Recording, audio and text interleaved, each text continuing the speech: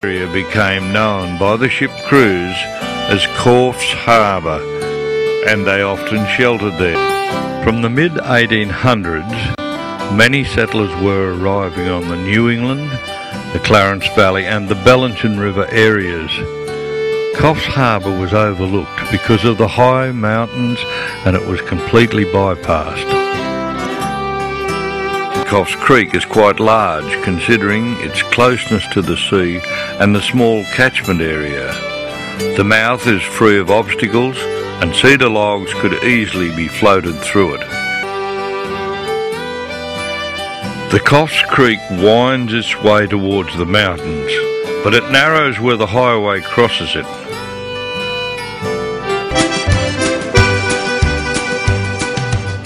The Coffs Harbour and Woolgoolga jetties had both been finished by 1892, which was later named Taylor's Creek after the boys, and found specks of gold.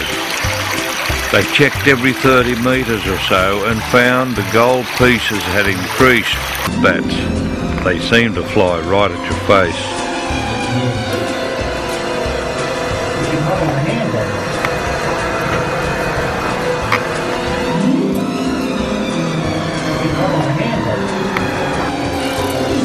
1902 was producing 6 tonne of butter a week.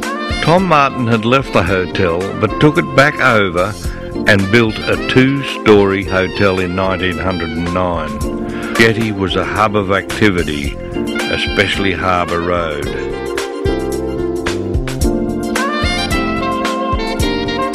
Country made them difficult to use. There was good progress in the district, with Karamba becoming a main centre. Coffs was now starting to develop in the early 1900s. On the eastern Dorrigo Plateau, there were 7 tramways in operation. The Brooklana Mill began operating in May 1914 and used horses at the jetty. They were managed by Dalgety and Company Limited. They built a bush tram line which ran across the Coffs Creek, along the beach and then over Macaulay's headland. It then crossed the Grafton Road and climbed the steep range at Bruxner Park.